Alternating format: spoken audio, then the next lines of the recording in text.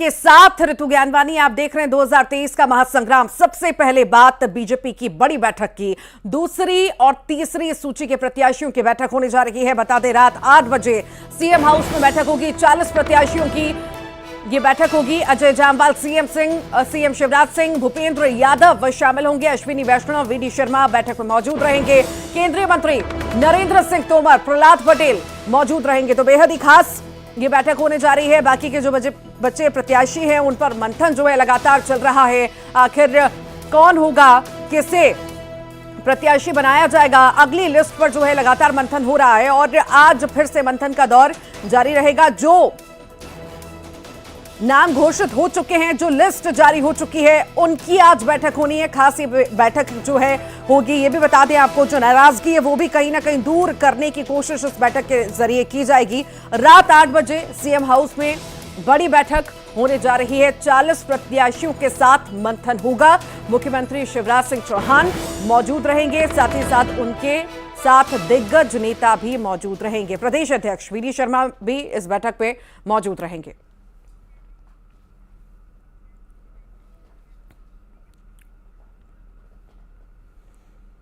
तो बड़ी बैठक आज बीजेपी की होने जा रही है। बहुत ही खास ये बैठक होगी। आखिर क्या क्या रहेगा, कितने बजे ये बैठक होगी, कितनी खास होगी, कौन कौन शामिल होगा, इसके लिए सहयोगी शैलेंद्र हमारे साथ जुड़ गए हैं। शैलेंद्र, बीजेपी की बड़ी बैठक प्रत्याशियों के साथ कितनी खास? रितु, बिल्कुल भाजपा के जो 40 प्रत्याशी जिनकी दूसरी और तीसरी सूची में नाम आए थे, उन सभी प्रत्याशियों को बुलाया गया है। इसमें भाजपा ने चौंकाने वाला फैसला लेते हुए 7 सांसदों को उतारा था, जिसमें 3 केंद्रीय मंत्री शामिल है। तो ये भाजपा के सभी दिग्गज नेता हैं, जिसमें नरेंद्र सिंह तोमर हो, प्रहलाद सिंह पटेल हो, सांसद राकेश सिंह हो, तो ये सभी प्रमुख नेता, कैलाश विजयवर्गीय हो, इन सभी नेताओं को भाजपा ने इस दूसरी तीसरी सूची में प्रत्याशी बनाया था। तो सीएम हाउस में आज जो बैठक है उसमें ये सभी नेता मौजूद रहेंगे। इन प्रत्याशियों से पार्टी चर्चा करेगी, पिछले 8 दिन में क्या फीडबैक है जनता के बीच, और ये बताया जाएगा कि आपको किस तरीके से प्रचार करना है और किन मामलों पर बोलना है। और दूसरा, इन प्रत्याशियों से भी जाना जाएगा कि कार्यकर्ताओं का उन्हें कितना सहयोग मिल रहा है, और अगर विधानसभा सीट पर किसी तरह की कोई नेगेटिव स्थिति थी उस पर बात की जाएगी। तो ये बैठक आज बहुत ही महत्वपूर्ण है, और इसमें अजय जामवाल खुद मौजूद रहेंगे, भूपेंद्र यादव मौजूद रहेंगे, अश्विनी वैष्णव, ये सब चुनाव की कमान संभाले हुए हैं। तो निश्चित ही आज की बैठक में एक लाइन तय होगी कि किस तरह से उन्हें चुनाव मैदान में जाना है, किन नीतियों को, किन रीतियों पर बात करना है, केंद्र सरकार और भाजपा सरकार की किन योजनाओं पर जाकर जनता के बीच जाना है, वोट को लेकर बात करना है। तो इन सभी मुद्दों पर यह बैठक चलेगी।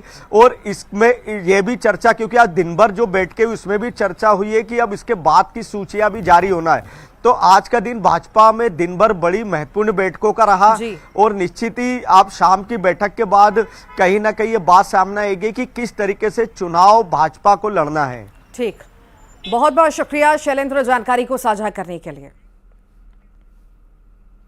आगे बढ़ते हैं। मध्य प्रदेश कांग्रेस की स्क्रीनिंग कमेटी की मैराथन बैठकें चल रही हैं। कांग्रेस के वॉर रूम में दावेदारों के नामों पर कमेटी चर्चा कर रही है, तो दूसरी तरफ टिकट दावेदार और उनके समर्थक वॉर रूम के बाहर डटे हुए हैं। दावेदारों और समर्थकों को उम्मीद है कि उनका नाम भी पैनल में है। अब देखना होगा कि किसकी किस्मत में कांग्रेस टिकट आता है और कौन रेस में पीछे रह जाता है।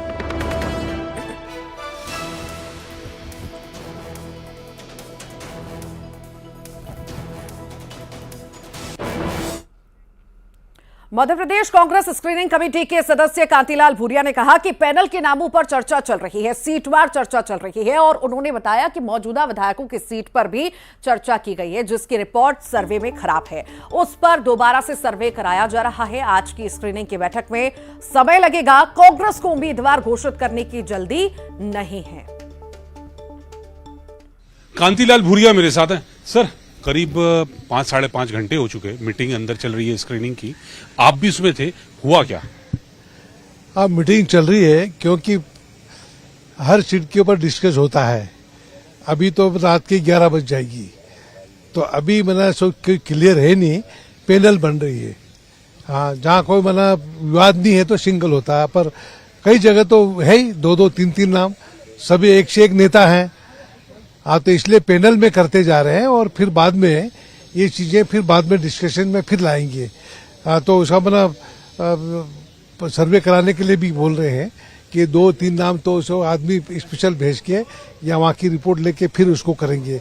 तो अभी फाइनल नहीं हो पा रहा है। फाइनल होने में तो सर समय लगेगा। जो 2-3 नाम कह रहे हैं कि दोबारा सर्वे करेंगे, तो यानी कहीं ना कहीं उस पे जो दावेदार हैं, कहीं कुछ विवाद होगा उनमें। दो मजबूत पार्टी होंगे, 2 नेता मुकाबले के हैं, तो वहां से फिर से थोड़ी लोगों से बात करके दोनों नेताओं को बिठा के बात भी करनी है। तो ये सारी चीजें कि प्रोसेस चल रहा है तो उसके तहत करना है, कोई जल्दबाजी नहीं है, क्योंकि सभी महत्वपूर्ण लोग हैं। तो कोई किसी के साथ अन्याय न हो, इसलिए मतलब पार्टी बड़े सब बिंदु पे विचार कर रही है। सर 2 दिन पहले भी जब स्क्रीनिंग हुई थी, करीब 100-125 के आसपास सीटों पे हुआ, तो आज क्या उम्मीद है कि बाकी 130 सीटें बची हुई जो हैं उस पे स्क्रीनिंग हो जाएगी? हाँ, तो आज वो बात होगी, रात तो 11 बज जाएगी और उसके अभी तो चर्चा जारी है। तो अभी स्थिति क्लियर नहीं है। वो बाकी कुछ पेंडिंग नाम है, वो फिर बाद में पार्टी अध्यक्ष और मतलब कुछ स्क्रीनिंग कमेटी के मेंबर मिलके वो बात करके उसको तय करेंगे। एक अंतिम सवाल सर, जो मौजूदा विधायक हैं आज उनको नामों पर भी चर्चा हो रही है, तो क्या विधायकों को लेके भी कुछ विवाद है? सभी के नाम होते हैं, जो बाहर हैं विधायक हैं उनके नाम पे भी चर्चा चल रही है और उसके साथ ही मतलब सब तय होगा। और कोई करीब क्लियर विधायकों का तो ऐसा कुछ है नहीं, पर कुछ जो मैंने सर्वे कराया है उसमें कोई डाउटफुल है, उसके ऊपर थोड़ी चर्चा कर। और ज्यादा जानकारी के लिए हमारे साथ सहयोगी अशरफ काजमी जुड़ गए हैं दिल्ली से। अशरफ, कांग्रेस कमेटी की बेहद ही खास ये बैठक हो रही है। हालांकि जल्दी अभी कांग्रेस को नहीं है लिस्ट जारी करने की, पर यह बैठक कितनी महत्वपूर्ण माने हम आगामी चुनावों को देखते हुए? रितु देखिए, करीब 7 घंटे हो चुके हैं यहाँ पर कांग्रेस के वॉर रूम में ये स्क्रीनिंग कमेटी की बैठक जारी है और यहाँ पर जो दावेदार हैं, जिन लोगों की एप्लीकेशन दी गई हैं, उन लोगों के नामों को सीटवार छांटा जा रहा है, उनको शॉर्टलिस्ट किया जा रहा है, क्योंकि एक एक सीट पे कई 10 कहीं 15 दावेदार हैं, तो उनके नामों को छांटा जा रहा है कि जिनके सर्वे आए उनकी क्या रिपोर्ट है, तो वो काम किया जा रहा है सीटवार। तो उसमें समय लगता है।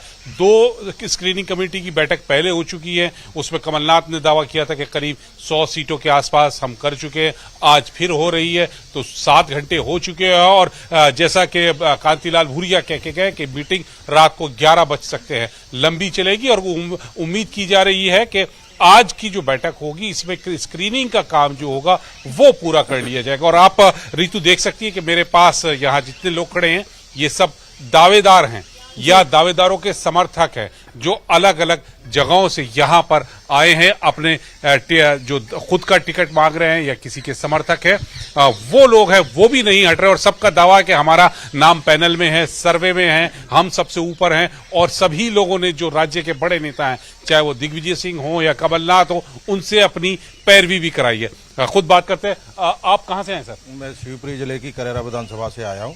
क्या नाम है आपका? मेरा नाम लखन सिंह है। आप खुद टिकट के दावेदार हैं? जी, मैं अपनी मिसेज के लिए टिकट मांग रहा हूँ। सर्वे कराया, कहीं उनका नाम है? सर्वे में नाम है। किससे सिफारिश करवाई आपने? अब इसमें सिफारिश, जब वो सर्वे करवा रहे हैं तो इसमें सिफारिश का क्या मतलब है?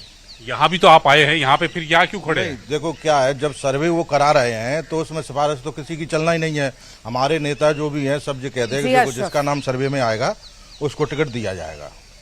तो आप यहाँ क्यों आए हैं? आपका मकसद क्या है? क्यों खड़े हैं? अब आए हैं, हम देख रहे हैं पार्टी के साथ में काम कर रहे हैं, तो हमारी सरकार आ रही है तो इस हिसाब से हम खड़े हैं। मैं अपनी पत्नी के लिए टिकट मांग रहा हूँ। अपने जो नेता है उनसे आप कह तो रहे हो? मिल ली है, सबसे मिल ली है, अपने नेताओं से सबसे मिला हूँ मैं। दूसरी बात ये है कि मेरी मैसेज, मैं ठाकुर हूँ, मेरी मैसेज है कोहली समाज से आती है। तो मैंने जो कहा है उनसे ऊपर, कमलनाथ जी हैं जो और दिग्विजय सिंह जी हैं, कि आप कोहली समाज को भी ध्यान में रखें और उनको भी टिकट दे। महाराज, आप कहाँ से आए? मैं मुरैना से। किसके समर्थन में आप?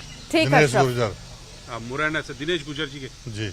तो रितु, इस तरह जी देखने वाली बात होगी किसको मौका मिलता है, क्योंकि दावेदार तो बहुत सारे हैं। बहुत बहुत शुक्रिया अशरफ जानकारी को साझा करने के लिए। मल्लिकार्जुन खड़गे कल रायगढ़ आने वाले हैं और यहां पर जनसभा को संबोधित करेंगे। कांग्रेस के राष्ट्रीय अध्यक्ष मल्लिकार्जुन खड़गे आएंगे रायगढ़। कल सुबह 11 बजे दिल्ली से रवाना हो जाएंगे। 12 बजे रायगढ़ एयरपोर्ट पर पहुंचेंगे, 1 बजे सभा स्थल पर पहुंचेंगे, 3:30 को सभा स्थल से रवाना हो जाएंगे। 5:30 बजे के दिल्ली के लिए रवाना हो जाएंगे।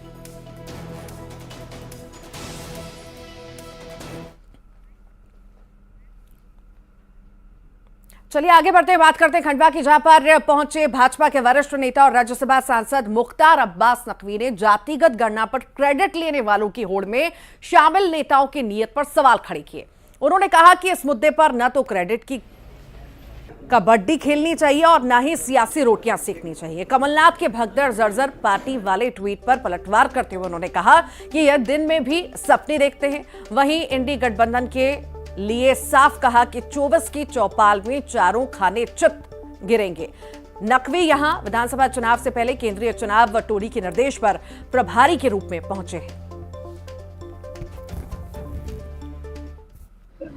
किसी को कोई आपत्ति नहीं है, लेकिन उस पर जो लोग राजनीति कर रहे हैं, उसमें जो लोग कंपटीशन में लगे हुए हैं कि कैसे क्रेडिट लेने की कोशिश कर रहे हैं, वो मुझे लगता है कि उसके पीछे नियत में कहीं ना कहीं खोट है। नीतियों से ज्यादा नियत की महत्वपूर्ण होता है। और नरेंद्र मोदी जी ने इन पिछले 10 सालों में, पौने 10 सालों में इस बात को साबित किया है कि बिना किसी भेदभाव के समाज के सभी वर्गों का सशक्तिकरण और विकास सुनिश्चित हुआ है। कि जब फील्ड जो है वो फिसलन भरी होती है तो फिक्सिंग भी काम नहीं आती। देखो, इस गठबंधन की गठरी में जितने छेद हैं उससे ज्यादा उनके नेताओं में मतभेद हैं। तो पहले तो छेद को रफू करें, अपने नेताओं के मतभेद को रफू चक्कर करें, और उसके लिए उनको कम से कम अभी 2 दशक लगेगा। और 24 के चुनावी चौपाल पे भी ये चारों खाने चित गिरेंगे। मध्य प्रदेश में भारतीय जनता पार्टी विजय पताका। खंडवा पहुंची प्रदेश की अध्यात्म, पर्यटन और संस्कृति मंत्री उषा ठाकुर ने जातिगत जनगणना को राग, द्वेष और वैचारिक मतभेद बढ़ाने वाला बताया। उन्होंने उमा भारती के कोई माई का लाल आरक्षण खत्म नहीं कर सकता वाले बयान को सही बताया। उषा ठाकुर ने खुद के चुनाव लड़ने पर कहा कि यह संगठन तय करेगा। साथ ही उन्होंने कांग्रेस और वामपंथी पर कटाक्ष करते हुए कहा कि नकली और चुनावी हिंदुओं से बचने की जरूरत है। राग, द्वेष और वैचारिक मतभेद ही पनपेगा। मेरी तो प्रार्थना है, कौम को अब कबीलों में मत बांटिए, ये सफर चंद मीलों में मत बांटिए। एक नदी की तरह है मेरा वतन, इसको तालों और झीलों में मत बांटिए। संविधान ने सबको व्यवस्था दी है। आरक्षण हमारे पिछड़े वर्ग, हमारे दलित भाई बहनों को मोर राष्ट्र की मुख्य धारा से जोड़ने के लिए संविधान प्रदत्त व्यवस्था है। 2023 विधानसभा चुनाव को लेकर उमा भारती ने ट्वीट किया और उन्होंने लिखा कि मेरे चुनाव लड़ने के बारे में चर्चा ना करें, मैं एक साधारण मनुष्य हूं, मुझे आशीर्वाद दीजिए। उमा भारती ने लिखा कि मैं जिन सिद्धांतों पर निकली हूं उन पर विजय प्राप्त करूं। पिछली बार शराबबंदी की मुहिम में शामिल हुई थी। इस साल में कार्तिक मास में हिमाचल और बद्रीनाथ जाने के लिए व्याकुल हूं। उन्होंने लिखा कि महिला आरक्षण में ओबीसी आरक्षण के लिए बहुत से राजनीतिक दल और समाजसेवी प्रयासरत हैं।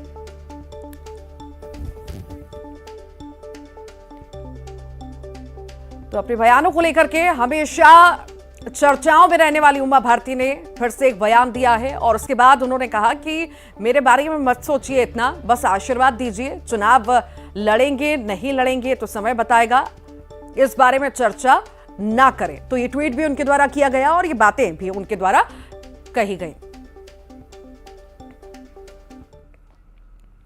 खरगोन जिले के घेगांव में सालों से सड़क की मांग कर रहे ग्रामीणों का आक्रोश अब फूट पड़ा है। घेगांव के ग्रामीण कलेक्ट्रेट पहुंचे और रोड नहीं तो वोट नहीं के नारे लगाने लगे और चुनाव का बहिष्कार करके चेतावनी दे डाली। घेगांव से रोड नहीं तो वोट नहीं के पोस्टर बैनर लेकर नारेबाजी करते कलेक्टर कार्यालय पहुंचे। घेगांव के ग्रामीणों का कहना है कि 15 से 20 साल से लगातार सड़क की मांग कर रहे हैं, लेकिन सुनवाई नहीं हो रही। संयुक्त कलेक्टर हेमलता सोलंकी को कलेक्टर के नाम ज्ञापन सौंपकर सड़क बनाने की मांग की गई है। पिछले 15 से 20 सालों से और उसके भी पहले से हमारे पूर्वज इनको बोलते आ रहे हैं सारे लोगों को उन्होंने बोल दिया है, कम से कम 10-10, 20-20 बार बोल दिया है कि हमारे गांव में रोड बना दीजिए, विकास की बहुत कमी है, सारे लोग का आवागमन बंद हो चुका है। 4 रोडों में से सिर्फ एक रोड सिर्फ सेगांव वाली है। इसके अलावा घेगांव से तीनों रोड आजू बाजू वाली बिल्कुल बदतर हालत में है, जहाँ पर मोटरसाइकिल का चलाना भी मुश्किल है। ये ग्राम घेगांव के ग्रामवासियों द्वारा रोड निर्माण को लेकर एक ज्ञापन सौंपा गया है। उसमें उनके द्वारा रोड निर्माण की मांग की गई है, तो संबंधित विभाग को भी हम अवगत कराएंगे और शासन को भी ये ज्ञापन भेजा जाएगा ताकि इनकी जो मांग है वो पूरी की जाए। पेंड्रा के लिए खुशखबरी है। चुनाव से पहले सीएम भूपेश बघेल ने मरवाही को नगर पंचायत का दर्जा दिया है। मरवाही नगर पंचायत की मांग लंबे समय से चल रही थी। मांग पूरी होने से लोगों में गजब का उत्साह देखने को मिला। कांग्रेस कार्यकर्ताओं ने आतिशबाजी कर अपनी खुशी जताई। ये भी बता दें कि घोरेला पेंड्रा मरवाही को जिला बनाने के दौरान मरवाही को नगर पंचायत बनाने की घोषणा सीएम भूपेश बघेल ने की थी और आज मरवाही को ठीक चुनाव से पहले कुम्हारी, लोहारी और मरवाही को मिलाकर नगर पंचायत बना दिया गया।